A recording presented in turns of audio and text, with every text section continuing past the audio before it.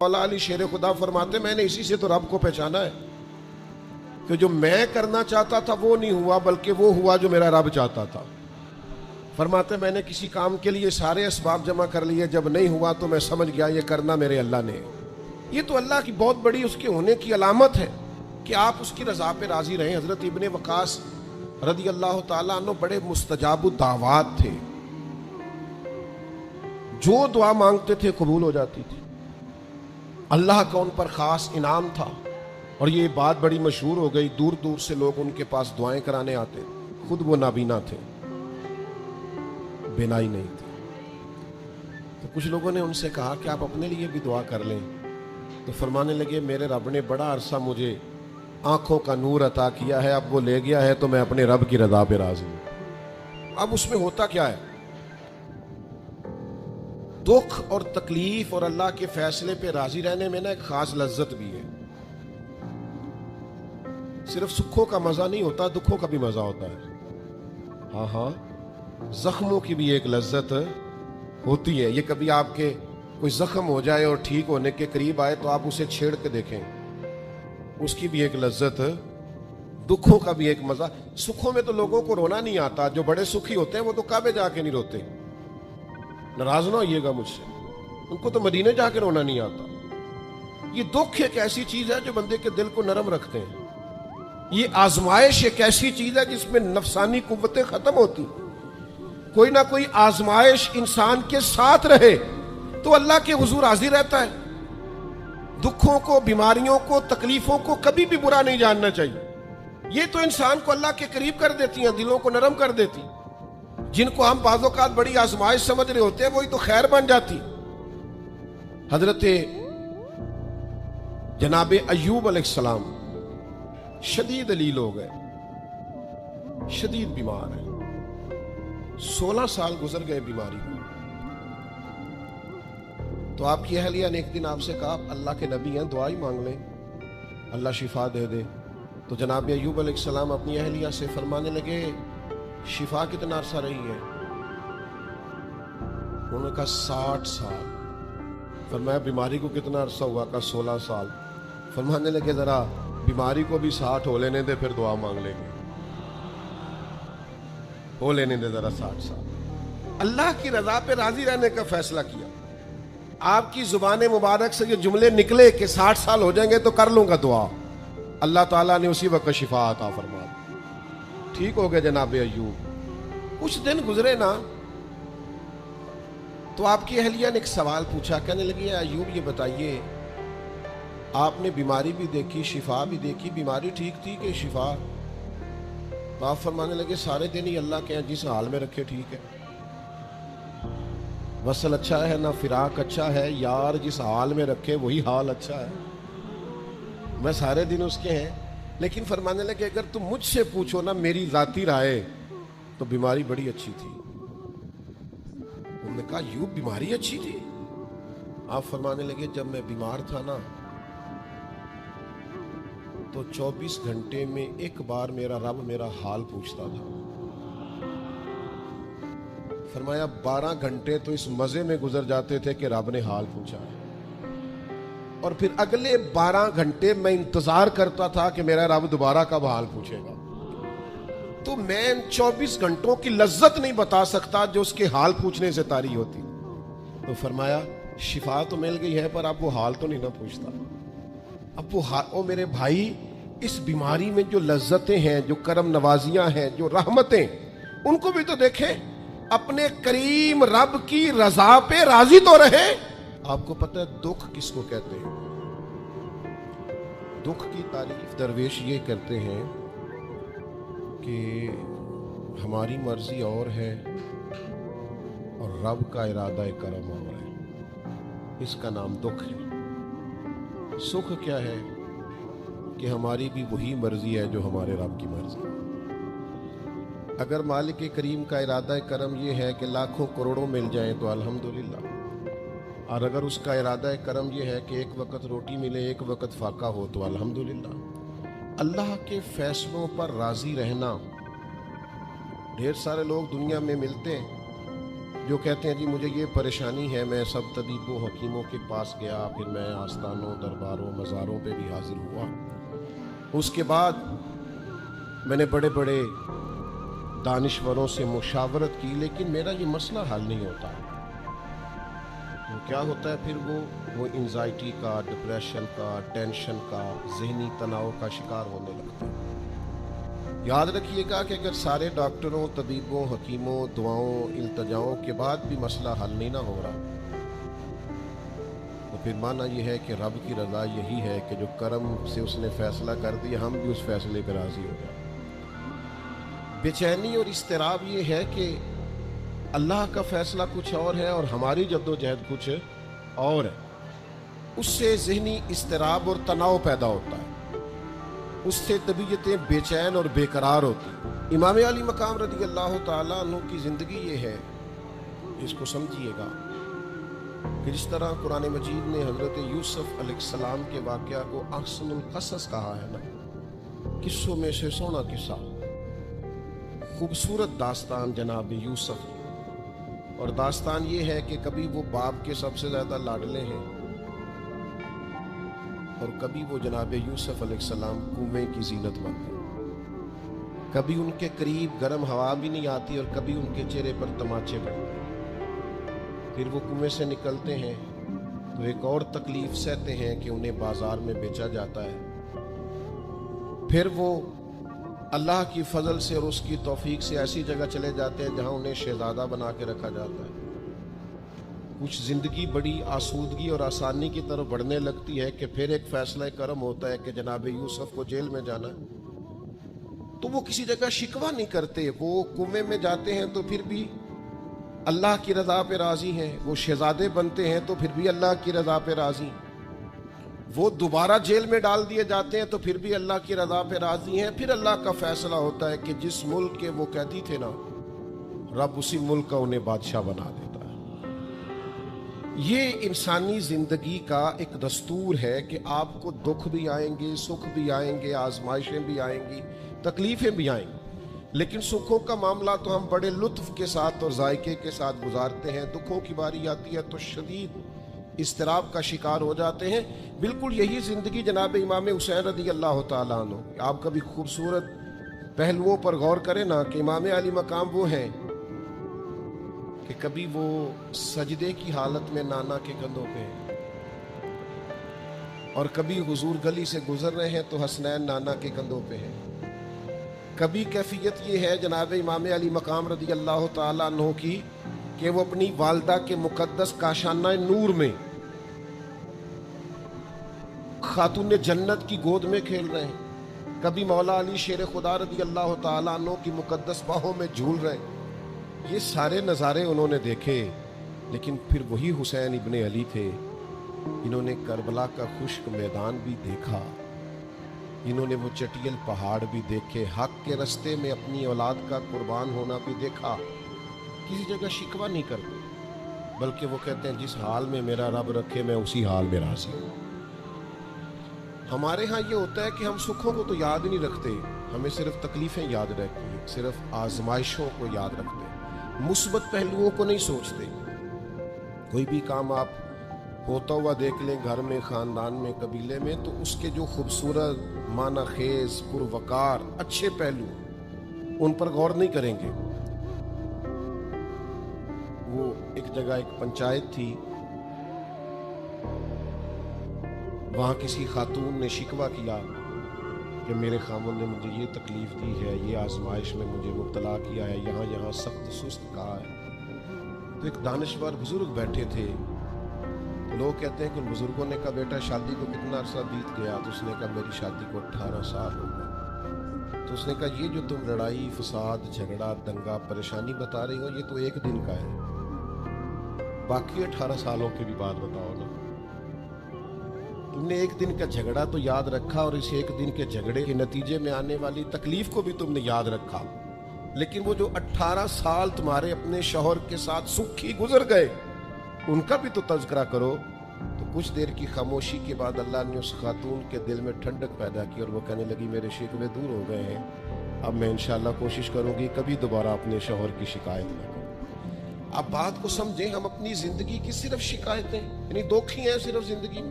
وہ دعا کرتے جی میرے گھٹنے میں درد ہے, باقی جسم ٹھیک ہے نا ماشاءاللہ سارا, اس کا شکر بھی ساتھ ادا کریں.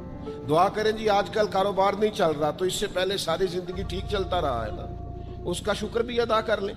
قرآن مجید فرقان حمید ارشاد فرماتا ہے اللہ کے بندوں کی شان یہ ہے کہ رضی اللہ عنہم ورضوا عنہ, یہ بڑا خاص پہلو ہے. اللہ فرماتا ہے کہ اللہ ان سے راضی ہے اور وہ بھی اپنے اللہ سے راضی ہے. اللہ نے انہیں جس حال میں رکھا ہے وہ بھی اللہ سے راضی ہیں. ذالک الفوز العظیم, اللہ فرماتا ہے یہ بڑی کامیابی ہے.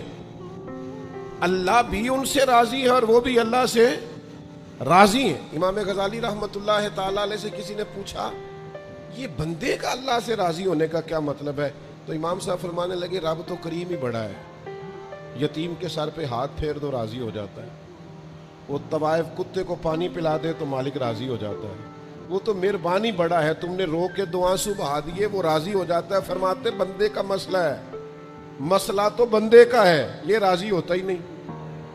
یہ ہر وقت شکوے کرتا ہے, ہر وقت شکایات کرتا ہے, ہر وقت اس کا ذہن الجھا رہتا ہے, ہر وقت کوئی نہ کوئی نئی چیز کا مطالبہ کرتا ہے. نبی رحمت نور مجسم شفیع معظم صلی اللہ تعالی علیہ وسلم ارشاد فرماتے ہیں تم نہ اللہ کے دیے ہوئے تھوڑے رزق سے راضی ہو جاؤ, وہ بھی تمہاری تھوڑی عبادت سے راضی ہو جائے گا. لیکن ہمارا حال یہ ہے کہ ہمیں سب کچھ چاہیے, اور نتیجے میں اگر کوئی خدمت کرنی پڑے, کوئی ڈیوٹی کرنی پڑے, کوئی کام کرنا پڑے تو اس کے لیے ہم تیار نہیں ہوتے. عزیز بھائیوں سمجھیے گا, غور فرمائیے گا, توجہ کیجیے گا اس بات پر کہ ہمیں ہر حال میں اپنے رب سے راضی رہنا.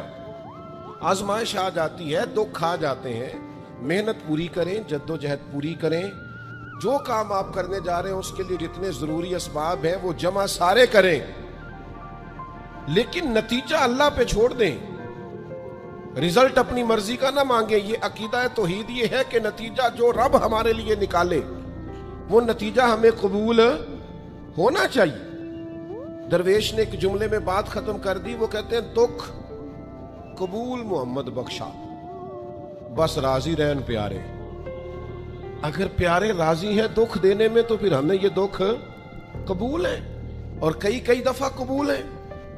تو اپنی طبیعت کے اندر یہ مقام تسلیم و رضا لائیں, ہر وقت اپنے رب سے راضی رہیں. صحیح مسلم شریف میں حضرت عمر فاروق رضی اللہ تعالیٰ عنہ کا ایک جملہ بڑا خوبصورت ہے, اور حضور اس کو سن کے بڑے راضی ہوئے. صحیح مسلم میں موجود ہے. حضرت عمر نے ایک موقع پر جب سرور کائنات علیہ السلام کو تھوڑا ناراض دیکھا, حضور کے چہرے پر کچھ آثار ناراضگی دیکھے, تو جناب عمر نے ایک جملہ کہا تھا جو بڑا حسین ہے اور کتب احادیث میں چمکتا ہے. حضرت عمر نے وہ بات کہی تو حضور کی ناراضگی خوشی میں بدل گئی.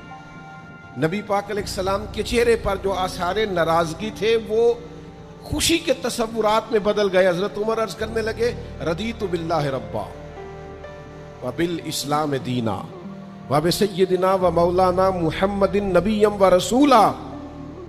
حضرت عمر نے حضور کو ناراض دیکھا تو کہنے لگے یا رسول اللہ, ہم اللہ کے رب ہونے پہ راضی ہیں, اسلام کے دین ہونے پہ راضی ہیں, اور اللہ نے آپ کو ہمارا نبی اور رسول بنایا, ہم اس بات پر بڑے راضی ہیں. ہم راضی ہیں کہ اللہ ہمارا رب ہے, اسلام ہمارا دین ہے, اور محمد صلی اللہ علیہ وسلم ہمارے نبی اور رسول ہیں, بڑے راضی ہیں. بس یہ رضا والا جملہ کہا تو اللہ کے رسول خوش ہو گئے. تو اللہ سے راضی رہیں, آپ کے تصورات میں شکوے پیدا نہ ہو, شکایتیں نہ ہو, الجھے نہیں. اور بہت سارے لوگ ایسے ہیں جن کا خیال ہے میری بڑی شان ہے تو میرے اوپر مشکلات کیوں آتی ہیں. دوست اکثر کہتے ہیں جی میں صدقہ بھی دیتا ہوں, نمازیں بھی پڑھتا ہوں, دل کسی کا نہ دکھے اس کے لیے بھی پوری کوشش کرتا ہوں. میرا زندگی کا مزاج یہ ہے کہ میں کوشش کرتا ہوں کہ کسی کو میرے لہجے سے, انداز سے, اٹھنے بیٹھنے سے اذیت نہ پہنچے, لیکن پھر بھی مجھے مصائب آتے ہیں. ہم انہیں کہتے ہیں آپ عبادت کریں, مہربانی فرمائیں, تجارت تو نہ کریں. آپ کی رائے یہ ہے کہ میں نے صدقہ دے دیا مصیبت کوئی نہ آئے, میں نے نماز پڑھ لی مشقت کوئی نہ آئے. تو قانون قدرت یہ ہے کہ حضور علیہ الصلوۃ والسلام فرماتے ہیں سب سے زیادہ تکلیفیں آتی انبیاء پہ ہیں, اور حضور فرماتے ہیں میں اللہ کا لاڈلا محبوب ہوں, میرے اوپر سب سے زیادہ تکلیفیں آئیں. یہ آپ اللہ کی رضا پہ راضی رہیں کہ تو دیکھیں آپ کے مزاج میں کمال بردباری پیدا ہو جائے، ایک ٹھہراؤ آئے گا۔ یہ دوست انتظامات کر رہے ہوتے ہیں نا پروگراموں کے، اجتماعات کے، محافل کے، تو میں ایک ہی بات سب سے کرتا ہوں، میں کہتا ہوں آپ نے نا بردبار رہنا ہے، آپ نے تحمل سے رہنا ہے۔ ہم دیہاتی لوگ ہیں تو ہمارے ہاں شادیاں ہوتی تھیں نا، تو شادیوں پہ رشتہ دار اکٹھے ہوتے تھے، تو صرف یہ فکر نہیں ہوتی تھی کہ کھانا پورا ہو جائے، صرف اتنی فکر نہیں ہوتی تھی کہ ان کے سونے کا انتظام ہو، ایک فکر اور بھی ہوتی تھی کہ بندے بڑے اکٹھے ہوئے ہیں، سارے برادری اکٹھی ہوئی ہے، کہ لڑ نہ پائیں آپس میں۔ ہمارے ہاں نا چڑھانے والے زیادہ خطرناک نہیں ہوتے، چڑھنے والے زیادہ خطرناک ہوتے، جو ذرا سی بات پہ غصے میں آ جائیں، ذرا سی بات پہ چڑھ جائیں، کہیں سکون ہی نہیں، ٹھہراؤ ہی نہیں زندگی میں۔ اللہ کی رضا پہ راضی رہے، میرے رب نے جہاں مجھے رکھا ہے سب سے زیادہ باکمال رکھا ہے، جہاں میں ہوں خدا جانے بلندی ہے کہ پستی، پر جہاں میں ہوں وہاں کوئی نہیں ہے۔ آپ اپنے رب کی رضا پہ راضی رہیں کہ میری جہاں ڈیوٹی ہے، کیا ہی بات ہے، میری جہاں ڈیوٹی، حضرت صدیق اکبر کو امیر المومنین بنایا گیا، لیکن جناب بلال حبشی کے پاس مدینے والے محبوب کے مہمانوں کی ذمہ داریاں تھیں، مسجد نبوی کی کنجیاں تھیں، کمال ان کا بھی بڑا ہے اور کمال بلال حبشی کا بھی بڑا ہے، حالانکہ وہ تو مسجد میں جھاڑو دیتے تھے، خدمت کرتے تھے۔ تو آپ اللہ کی رضا پہ راضی رہیں، جہاں رب نے آپ کو رکھا ہے، جس مقام پہ رکھا ہے وہاں آپ راضی رہیں، آپ کو اطمینان محسوس ہوگا، آپ سکون میں آ جائیں، دل میں ٹھنڈک محسوس کریں گے، پریشانیوں سے نکلیں گے۔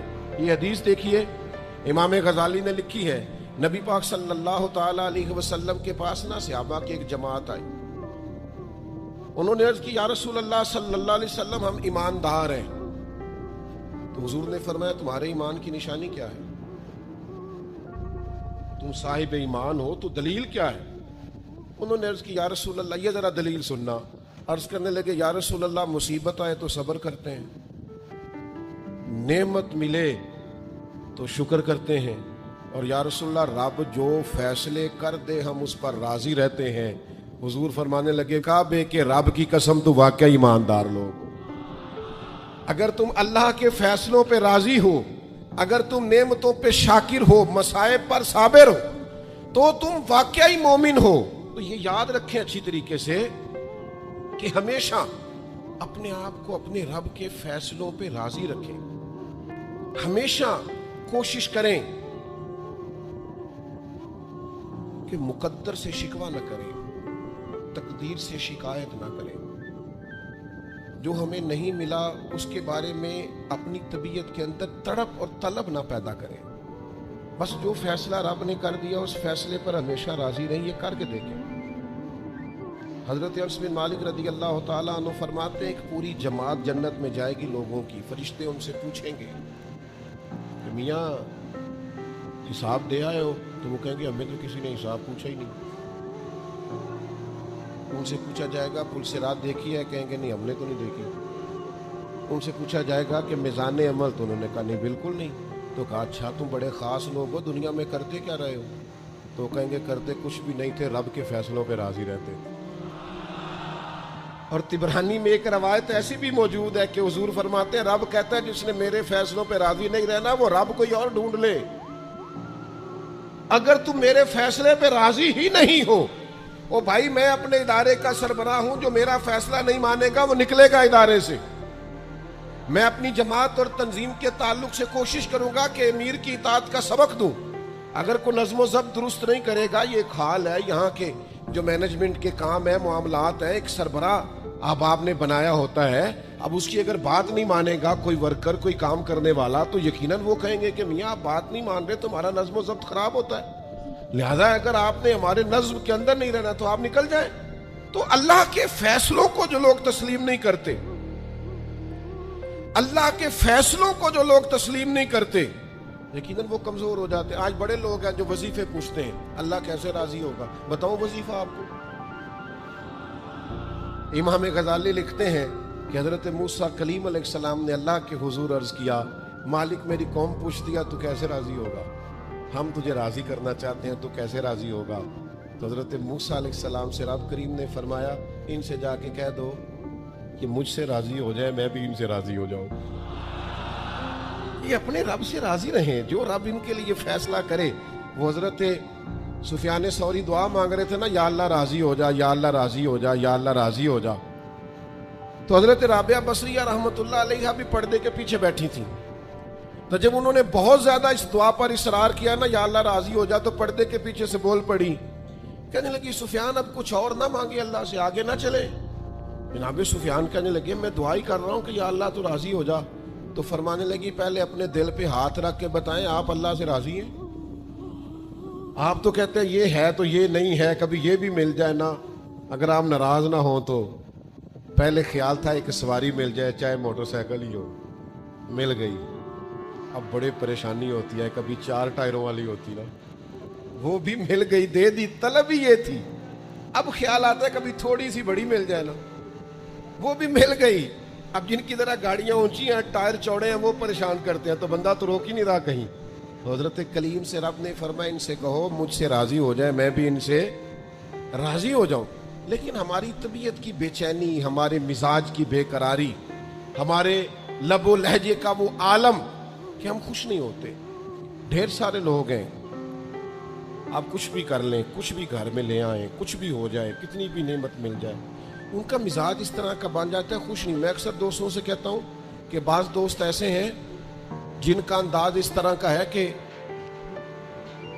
ان کو کوئی بھی نعمت مل جائے تو ان کی طبیعت سکون پذیر نہیں ہوتی. حضرت عبداللہ ابن عمر رضی اللہ تعالیٰ عنہ صحابہ میں سے بڑے صالح آدمی ہیں, نیک آدمی ہیں. حضرت عمر کے صاحبزادے ہیں, اور اللہ کے حبیب علیہ السلام نے فرمایا یہ بڑے نیک ہیں. تو سیدنا عبداللہ ابن عمر رضی اللہ تعالیٰ عنہ کے نا ایک صاحبزادے بیمار تھے. یہ جو بچے بیمار ہوں یا کسی تکلیف میں ہوں تو یہ ماں باپ کو بڑا بے چین کر دیتے ہیں. اپنی بھوک بھی بندہ سہ لیتا ہے, اپنی بیماری اور تکلیف بھی سہ لیتا ہے, لیکن اگر اولاد کسی آزمائش کا شکار ہو جائے, پریشانی کا شکار ہو جائے, تو انسان بڑی تکلیف میں آ جاتا ہے. حضرت عبداللہ ابن عمر رضی اللہ تعالیٰ عنہ بڑے پریشان تھے اپنے بیٹے کو لے کر, اور جو ان کے قریبی لوگ تھے وہ محسوس کرتے تھے کہ شدید ذہنی اضطراب میں مبتلا ہیں سیدنا عبداللہ ابن عمر. اللہ کا فیصلہ ایک کرم آیا اور ان کے صاحبزادے کا وصال ہو گیا. جب ان کے صاحبزادے وصال کر گئے نا, تو ظاہر ہے کہ بیماری سے بڑا غم تو صاحبزادے کا انتقال کر جانا ہے.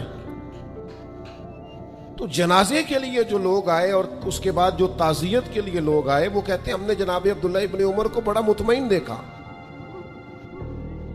ہم نے دیکھا کہ بیٹے کے انتقال کے بعد ان کی طبیعت میں ایک ٹھہراؤ آ گیا, اور آنے جانے والوں کو بڑے اطمینان سے, بڑی محبت سے ملتے, ان کا انداز بڑا منفرد ہو گیا. ایک صاحب نے پوچھ ہی لیا کہ جناب آپ پہلے بڑے بے چین تھے, اب آپ کی طبیعت میں بڑا ٹھہراؤ آ گیا, وجہ کیا ہے؟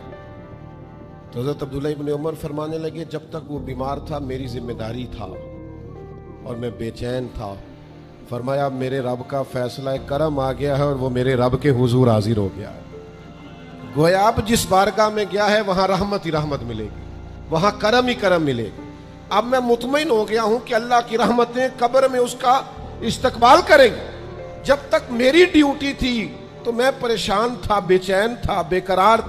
اب تو حاضر بارگاہ ہو گیا اور میں اپنے رب کی رضا پہ راضی ہوں. جب تک اللہ نے چاہا بیٹا میرے پاس رہا, اور جب اللہ نے چاہا اللہ نے اسے اپنی بارگاہ میں بلا لیا.